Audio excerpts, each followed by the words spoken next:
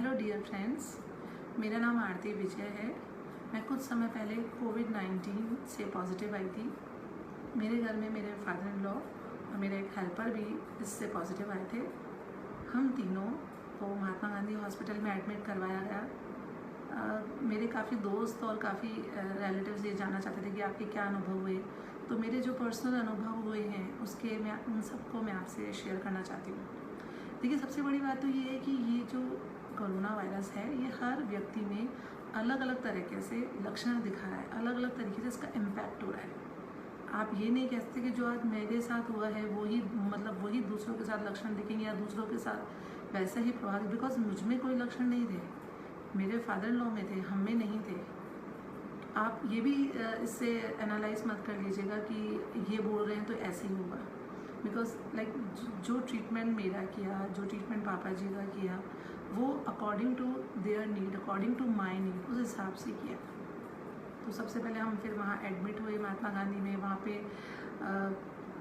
Staff ने, doctors ने काफ़ी सपोर्ट किया और डेली टाइम टू टाइम हम लोगों का टेम्परेचर चेक होता, डेली हमारी ऑक्सीजन चेक होती। जैसे I am a sugar patient, तो मेरी शुगर पे पूरा मॉनिटरिंग की जाती है, बीपी पे मॉनिटरिंग किया जाता था और दिन भर हमारा जो स्केड्यूल होता था उसके अकॉर्डिंग हमारे को हर चीज़ के लिए टाइम फिक्स होता था। मेडिसिन देते थे, मेडिसिन के नाम पे hydroxychloroquine, Zincovit, Limcee, vitamin C, multivitamin, इस तरह के दिए जाते थे। लेकिन इसका ये मतलब नहीं है कि आप नॉर्मल पेशेंट है, आपको जाना है, विटामिन खा के आपको वापस आना है, ऐसा नहीं है। इसका एक प्रोसेस है according to the patient, because patient की भी इसमें कोरोना में कैटेगरी होती है।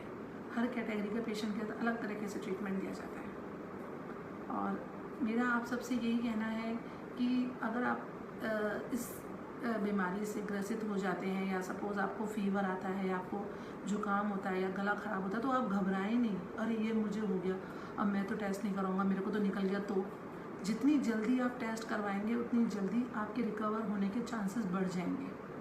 क्योंकि अगर आप इनिशियल स्टेज पे कोई भी डिजीज़ हो, अगर आप इनिशियल स्टेज पे पता कर लेते हैं तो आपके ठीक होने के चांसेस ज़्यादा होते हैं।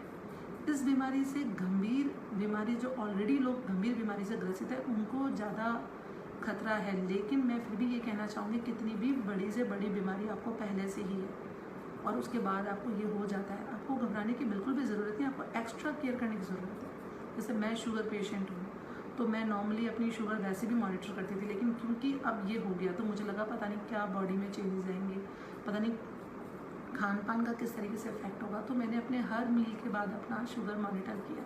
कभी ज़्यादा हो गई तो मेडिसिन को उस अकॉर्डिंग एडजस्ट करवाया। डॉक्टर प्रकाश केसवानी हमारे फैमिली डॉक्टर हैं, तो उन्होंने मुझे ये सारी चीज़ गाइडलाइन दी कि आप इस समय की लेना। तो शुगर का मेरा सारा ट्रीटमेंट मैं अकॉर्डिंग उनके करती थी।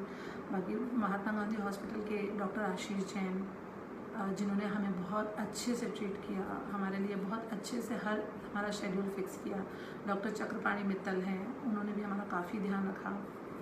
तो बेसिकली आपको इस समय अपने अकॉर्डिंग अपनी बॉडी की नीड्स को समझना होगा, आपको अपने शरीर को इसके लिए तैयार करना होगा, क्योंकि आपको पता नहीं है कि ये आपको कभी भी हो सकता है। आपकी जो इम्यूनिटी है अगर वो स्ट्रॉन्ग है तो बहुत अच्छी बात है, और अगर उसके बावजूद भी आपको ये हो जाता है तो अपनी उस इम्यूनिटी को आप मेंटेन करें। ऐसा नहीं है कि अब तो मुझे हो गया तो अब मैं क्यों एक्सरसाइज करूँ, मैं क्यों। आपको ज़्यादा ज़रूरत है, आप प्राणायाम करें, आप अनुलोम विलोम करें। अनुलोम विलोम बहुत अच्छा है इस चीज़ के लिए, क्योंकि बेसिकली ये जो वायरस है ये आपके रेस्पिरेटरी सिस्टम पे अटैक करता है। और अगर आप प्राणायाम करते हैं, क्योंकि ये हमारा भारतीय लोगों की परंपरा है और ये योग जो है वो भारत से ही सबको मिला है, तो ऑब्वियसली योगा से आप अपने आप को अच्छे से इस रोग से दूर कर सकते हैं।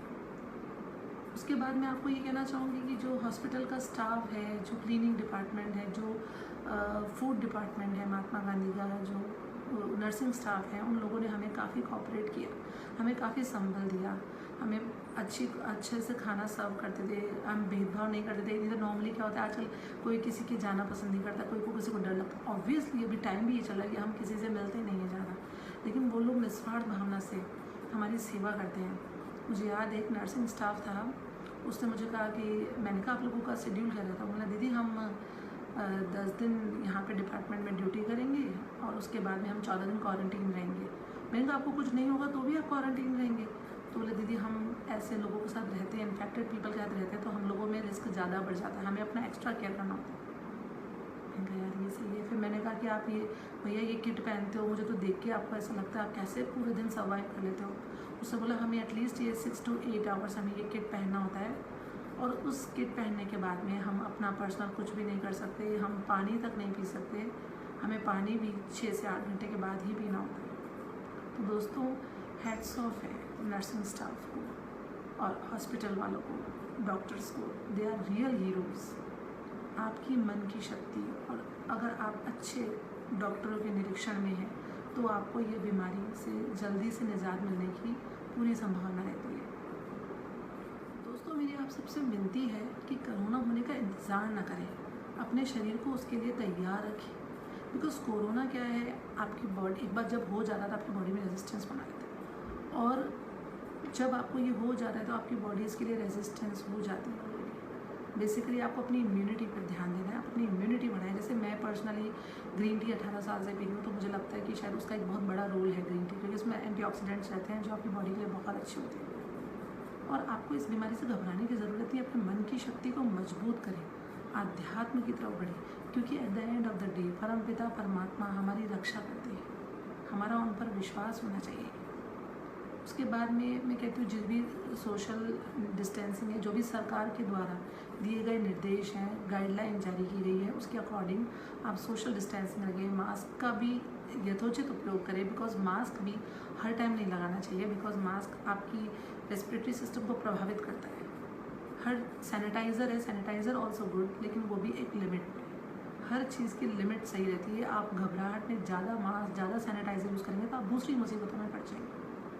आप अपने आप पर ध्यान दें, अपने मन की शक्ति को मजबूत रखें, अपने मन में किसी भी तरह की नेगेटिविटी नहीं आने दें, क्योंकि कोरोना का एक मूल मंत्र है पॉजिटिव रहें, खुश रहें, तभी आपकी रिपोर्ट नेगेटिव आएगी।